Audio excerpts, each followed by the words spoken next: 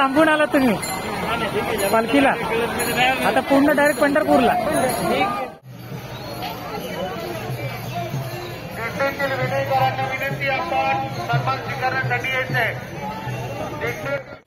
नमस्कार मंडळी, मी गणेश कोंडळकर तुम्हा सर्वांचं पुन्हा एकदा स्वागत करतो आपल्या मराठी यूट्यूब चॅनलवरती, ज्याचं नाव आहे गणेश कोंडळकर ब्लॉग्स. मंडळी, काल आपण गेलो होतो आळंदी येथे माऊलीच्या प्रस्थान सोहळ्याचं शूटिंगसाठी. आज आपण आलेलो आहे विश्रांतवाडी येथे. आळंदीवरून विश्रांतवाडीवरच्या दिशेने पंढरपूरच्या दिशेने माऊली निघालेली आहे आणि आपण आता आहोत या आळंदी विश्रांतवाडी रोडला. आणि तुम्ही पाहू शकता या माझ्या पाठीमागे खूपच गाड्या पूर्ण गाड्या लागलेल्या आहेत. तर या व्हिडिओमध्ये आपल्याला पाहायला मिळणार आहे माऊलींची पालखी, त्याच्या पुढे असलेले रथ, त्याच्यानंतर पुढे असलेले जे नगरखाने वगैरे आहेत ते सगळे तुम्हाला या व्हिडिओमध्ये पाहायला मिळणार आहेत. तर व्हिडिओ स्किप न करता व्हिडिओ पूर्ण बघा आणि आपल्या चॅनलवरती जर नवीन असाल तर चॅनलला सबस्क्राईब करायला विसरू नका. चला तर मग मी व्हिडिओला सुरुवात करतो. रामकृष्ण हरी मंडळी, श्री संत ज्ञानेश्वर महाराज पालखी सोहळ्यानिमित्त आलेल्या सर्व भाविक भक्तांचे, संपूर्ण वारकरी संप्रदाय मंडळींचे पुण्यनगरीमध्ये मी गणेश कोंडाळकर आपल्या मराठी यूट्यूब चॅनलच्या माध्यमातून सर्वांचे सहर्ष स्वागत करतो.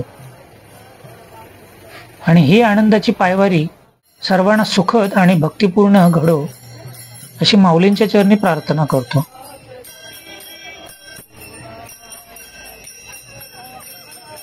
मंडळी, काल माऊलींच्या पालखींचे प्रस्थान झाले आणि पहिला मुक्काम त्यांच्या आजोळ घरी म्हणजेच गांधीवाडा आळंदी याच ठिकाणी झाला.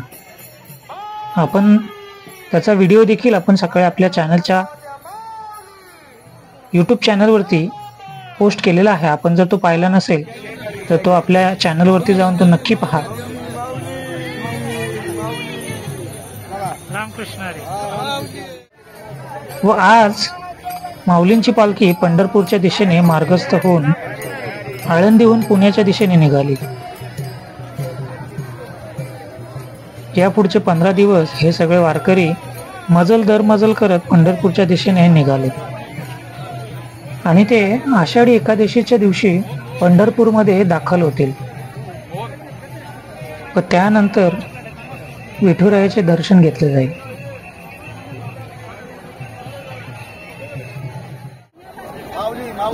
रामकृष्ण हरी.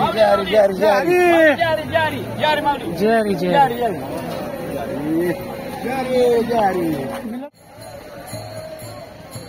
मित्रांनो, लाखोंच्या संख्येने वारकरी भक्त या पायवारीमध्ये सहभागी झालेले आपल्याला पाहायला मिळतात. आणि यामध्ये गावोगावातून आलेल्या छोट्या छोट्या दिंड्या देखील आपल्याला पाहायला मिळतात. आषाढी एकादशीच्या दिवशी पंढरपूरमध्ये महाराष्ट्राच्या कानाकोपऱ्यातून लोक माऊलींच्या विठोबारायांच्या दर्शनासाठी पंढरपूरमध्ये दाखल होतात. काय त्यांचं ते प्रेम, माऊलीवरचं असलेली निष्ठा, खरोखर मन भावुक होऊन जातं.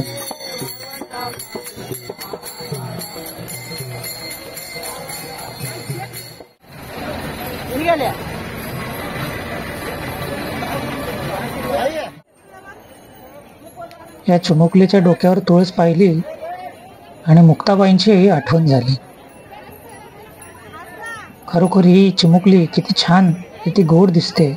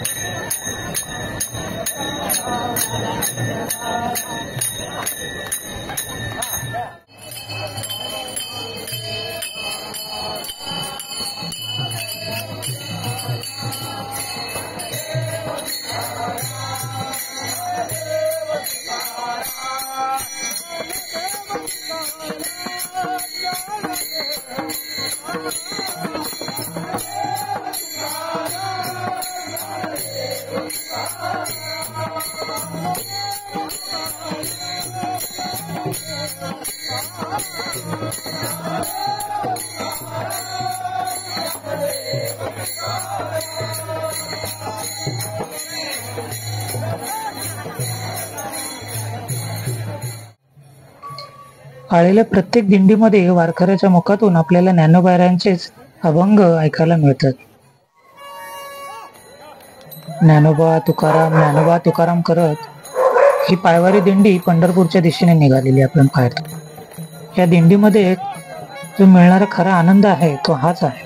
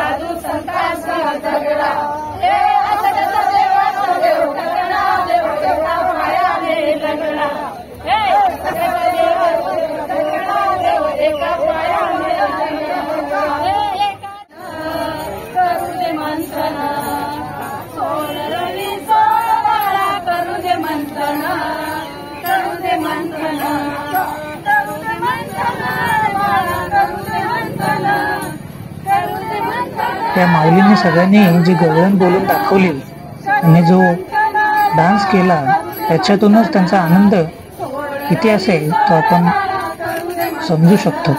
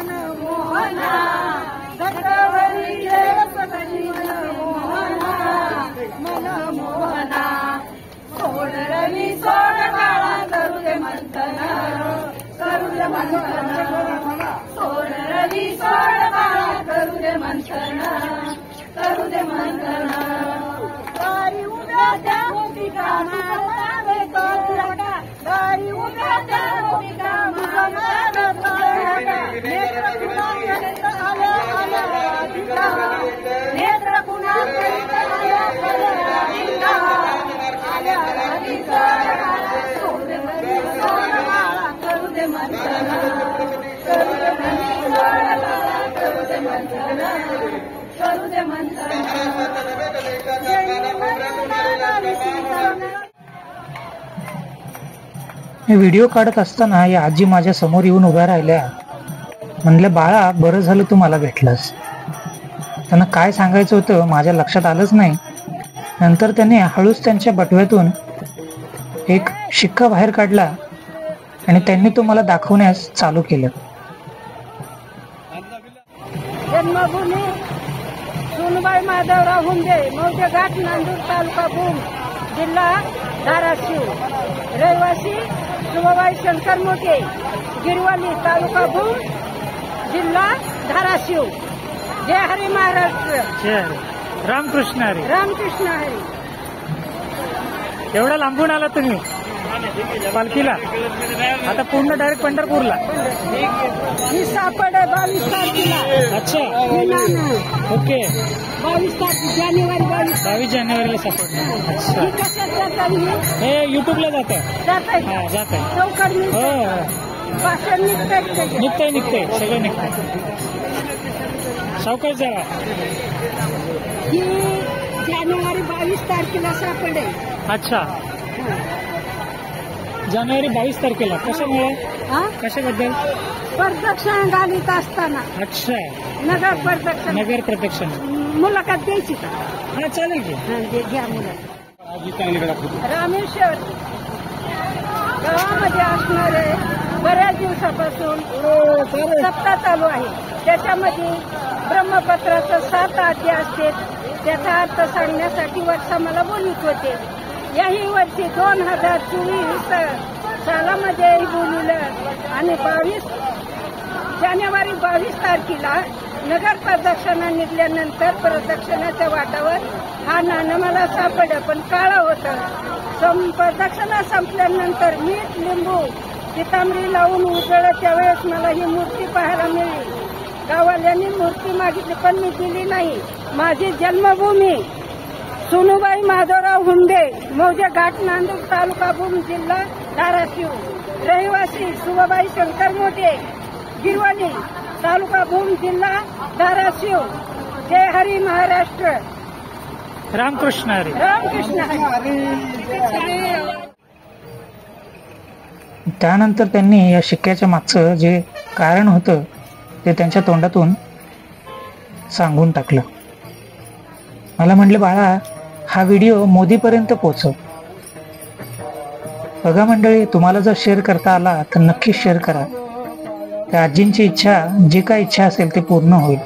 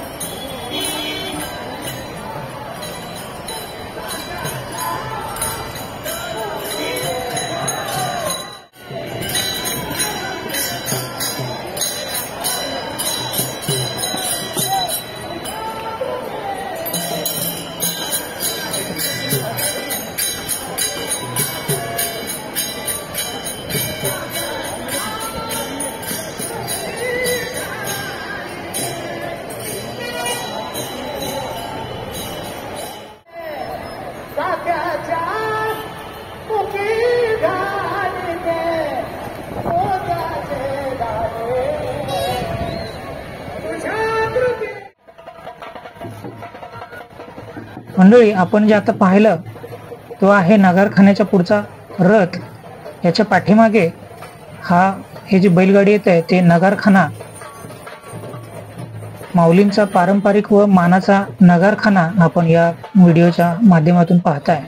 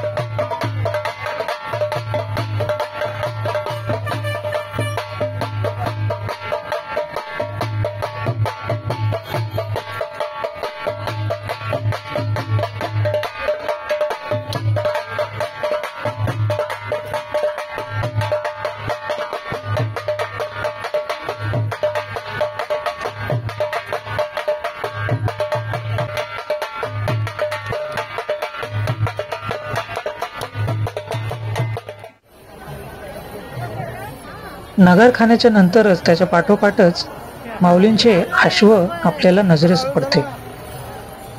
हे तेच अश्व आहेत जेव्हा माऊलींचं पहिलं रिंगण होत असतं तर त्या रिंगणामध्ये ध्वज पताका खांद्यावर घेऊन जे अश्व पळतात तेच अश्व आपण या व्हिडिओमध्ये पाहतोय.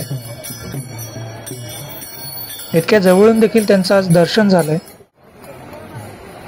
मित्रांनो, हे गाडीवाले दादा माझ्याजवळ आले आणि मला म्हणाले की प्लीज माझा पण व्हिडिओ घ्या, म्हणून त्यांचा व्हिडिओ घेतला.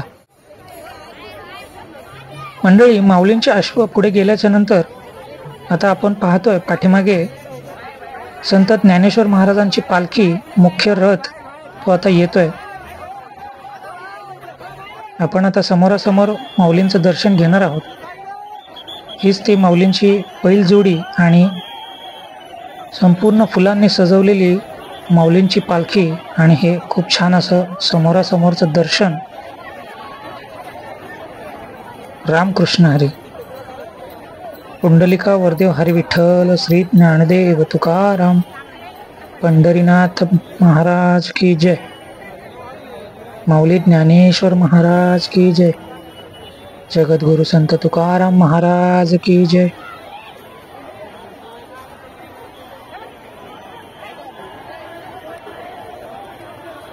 अशा प्रकारे खूप जवळून आपण माऊलींचं दर्शन तुम्हाला या व्हिडिओच्या मार्फत दाखवण्याचा प्रयत्न केलेला आहे. तुम्ही पाहू शकता माऊलींच्या पालखीच्या पाठीमागे ही तुफान गर्दी फक्त आणि फक्त माऊलींचं दर्शन घेण्यासाठीच जमलेली आहे. हे लाखोंच्या संख्येने भाविक आज या माऊलींच्या पालखीसोबत पायवारी करत आहेत.